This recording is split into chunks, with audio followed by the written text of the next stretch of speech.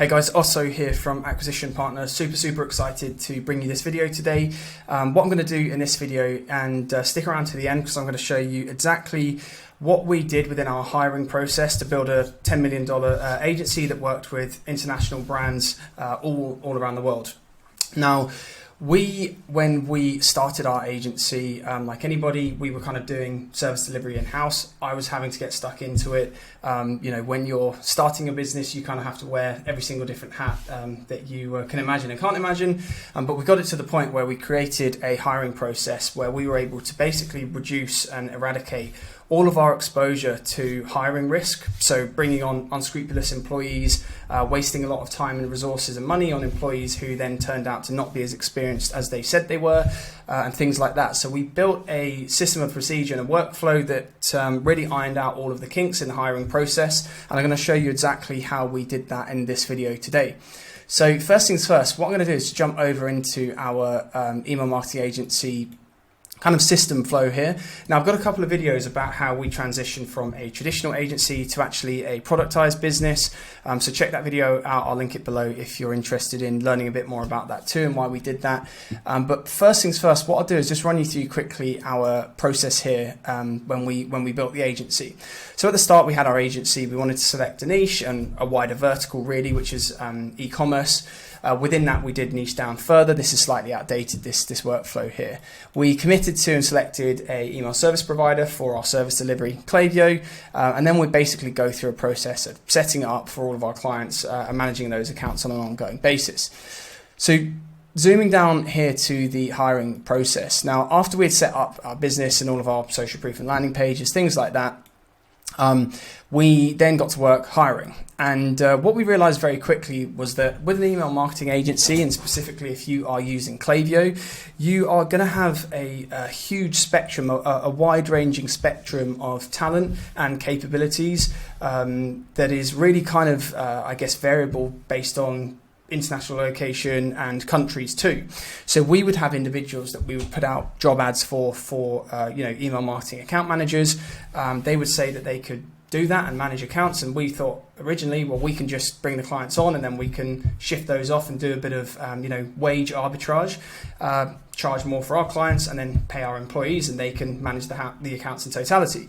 But we quickly realized that an individual who's saying they can do it, all chances are they cannot. Okay, so you want to be careful of any individual who's saying, I'm an email marketer and I do design. It absolutely doesn't make sense. If they're writing copy just as well as they're doing graphic design, they're obviously a very incredibly talented individual, and they're probably running a business themselves anyway. Chances are you're going to get individuals who say they can do everything, and one individual, they might be able to write copy really well and do strategy, but they absolutely cannot do design. Or you'll get one individual who's really good on the technical and deliverability front point of view, but they say they can write copy, but their grasp of the English language is terrible, okay? Again, you might have individuals who are really good at writing copy. You'll get individuals in the West, in the UK, and in the States. They're charging $100 an hour, $250 an hour, but actually they have no idea about strategy or anything else within the sort of Klaviyo email marketing ecosystem. So there's a load of moving variables that you have to consider when finding and qualifying the right individuals to actually manage those accounts. And the reason that's so important is because you're actually going to have to give them manager access to each of your clients' Klaviyo accounts. Okay, so you as an agency, you should have the superior access. You should have the same access as your client, which will be admin access. They if they've created Klaviyo already, will actually have ownership access as well. But what you must do is get admin access and then give your employees everything below a manager access. Okay, so if it's a graphic designer, give them content access only. If it's somebody who's doing a trial task or an audit, give them analyst access, and so on and so forth. So what I'm going to do here is just jump over now into our hiring workflow. And here what you're going to see is at the top of the funnel here is we had a VA manager. So the VA manager is somebody who, once we had created this workflow, all of the procedures and the systems that we had devised and noted down, we're then able to hand over actually to a virtual assistant manager who now manages that process in totality for us. So we don't have to be involved in it at all, okay? And the reason that that's important is that qualifying potential recruits and interviewing them takes a lot of time. And if you as the business owner are doing that, as opposed to other income earning activities like closing sales or hiring new salespeople, whatever it might be, then you're going to find your business is going to suffer revenue wise in the long term, which is the foundation to any successful business. So where we would start, and like I say, this has come from a question through our Discord server, so jump over into Discord if you are interested in any of this stuff or run an agency. But we would identify first things, at first we would identify the core channels. Okay, so if the first channel that you've got to hire employees is through marketplaces, you're going to be familiar with the likes of Upwork, onlinejobs.ph, people per hour, things like that.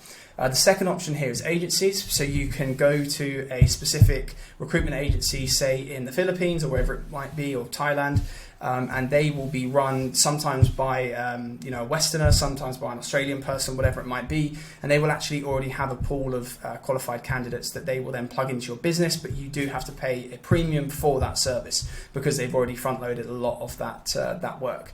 And then the third option here is premium recruitment options too. So there's a lot of platforms that you have to pay a relatively significant amount to access, but then you can fly through them and in theory pick individuals that are going to be a better fit for your business than if you were to find them on Upwork. We didn't find that to be the case, and we find it actually not worth the investment.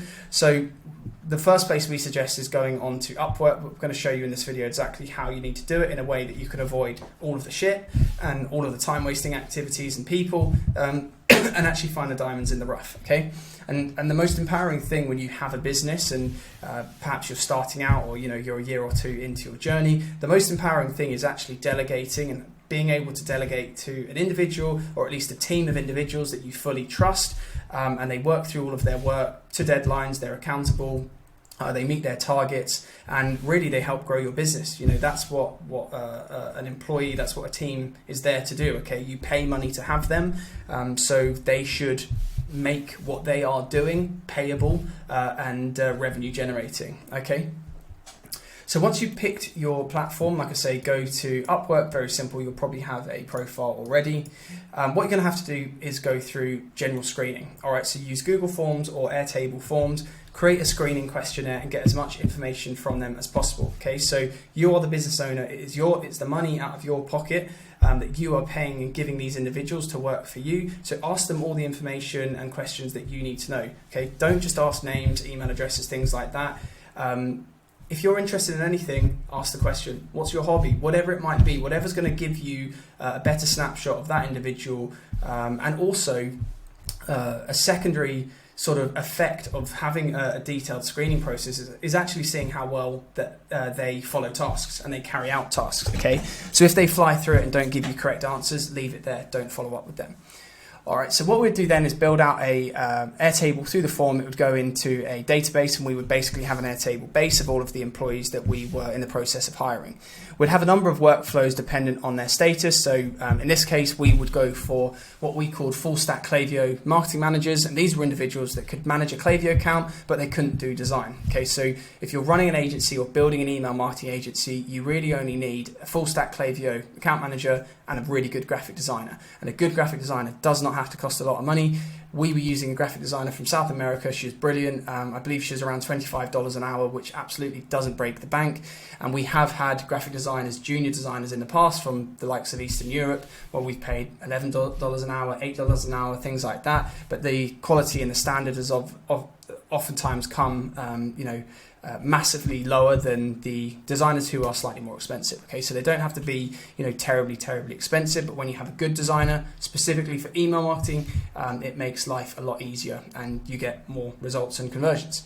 So what we do here is then issue those individuals that we thought were qualified with an NDA. Okay, so just get them to sign an NDA, and what the NDA is going to do is basically add an extra layer of legitimacy to the whole thing. It's going to show the candidate that you're actually a serious employer, because a big part of actually starting an agency and growing an agency is not only convincing clients that they should pay you and work with you, but it's actually convincing other employees and partners to engage with you too. Okay, so if you are starting a business, you've not got any clients, you've not got any money, but you want to get contractors or employees on board into your business early, so that when you do get that client shortly, you can deploy the service immediately.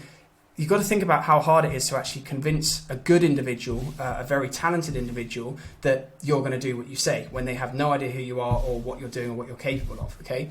So you don't want to be in a position where you eventually close a client, or say 3 clients, your first 3 clients are closed, 3 days time, and then all of a sudden you've got 3 clients that you've got to do a shit ton of service delivery for, and you've got no staff ready to go. Okay, so it's a little bit of a chicken and egg. So once the NDA is signed, what we would always do is a trial task. And I was talking through this on the Discord server with a couple of you guys. But what we would do with the trial task is there's a lot of agencies out there that will expect everything for nothing from their employees and potential hires. And in my opinion, it's unethical and it's not fair. If somebody does work for you, they deserve to be compensated fairly and to the agreed amount that you guys have, contractually set up between you. Okay, so what we would do, and this again would help build trust with our potential employees, thus attracting those individuals who are better talented and more, highly qualified. We would say to them, look, we want you to do a trial task, but we're actually going to pay you for that trial task. The amount that we're going to pay you for the trial task is going to be less than what we would pay you if you were to take this contract forward, but it's just a sign of our, a token of our kind of respect and our trust that we want to build with you, and a kind of notification that we are serious in what we're doing here.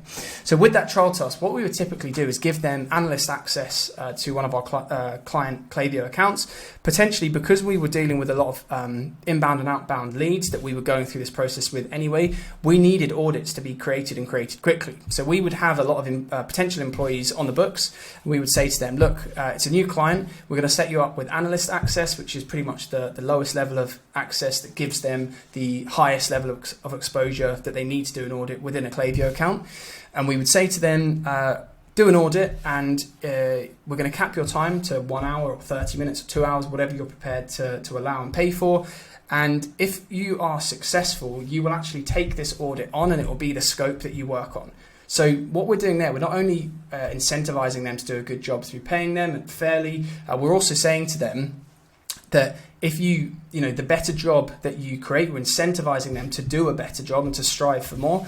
The better job that you do, the more likely you are to actually take forward these action points that you have written down and put forth in your audit. Okay, so it makes them have to actually think about it, as opposed to going on ChatGPT and creating a fake audit, whatever it might be. All right, and again, every single stage of this workflow here, you're basically weeding out all of the individuals who can't be bothered, don't understand English, and actually are unqualified. If they get to this stage and they're creating an audit, it's going to be very easy for you to see whether they can actually do what they are saying they do. And a big part of this within your process too is getting access to their portfolio. Now, we're talking about this in Discord, but you want to get access to very specific components of their portfolio. And typically what a lot of e-commerce email marketing managers are going to do that you're trying to hire is they're going to share a portfolio with you, and it's going to have a load of random designs in it, snapshots of flows, structures, things like that don't make any sense without a wider context. And what you're going to have to do with all of those portfolio items is actually deduce and get a solid answer from the candidate of specifically what they did. So if they are sending you design work and they are applying for a job that isn't design, there's a bit of a difference in expectations here, and you need to bring that up with them early days. Like I say, once you have this process, you hand it over to your VA manager, and it's a very straightforward sort of protocol for them to work through. From there, if they are qualified, if you've interviewed them face-to-face, and we always recommend that in the first instance, before these phases here and in screening, set up a 10-minute call with them. Say to them, if your webcam isn't on, if we can't hear you, if your internet connection is bad, and if you clearly are not who you say you are in terms of physically, like who you are, but also in terms of your skills and experience, we will hang up on the call with no explanation immediately. Okay, so don't waste time sitting on calls with candidates that haven't taken any effort or aren't qualified enough to actually apply for the job.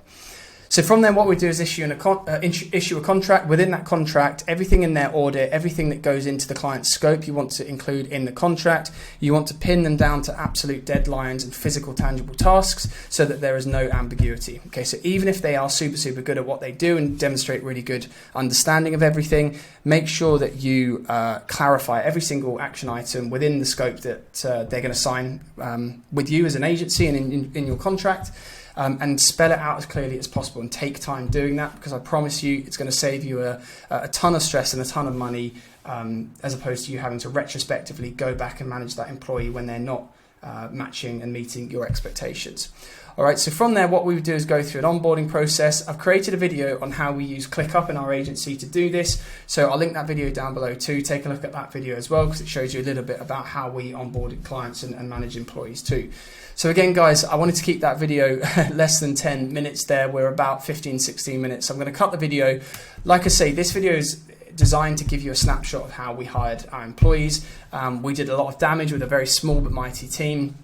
Like I say, head over into Discord. There's a lot going on in there. We're talking a lot about email marketing agencies at the moment, but what we do as a business acquisition partner is we actually help you get six-figure clients to the tune of 3 to 5 within 90 days, or we don't get paid. So we don't really have a forceful pressured offer that we put forth to anybody. If you're running an agency currently, if you're in the market to refine what you're doing, you're not happy with clients asking you for 30-day free trials and your typical retainers are around $1,000 a month, $2,500 a month maximum, we're going to be able to help you and help you quickly. All right, guys, so without further ado, I'm going to wrap up this video. Like I say, jump over into Discord and pin me a message there. All right, cheers.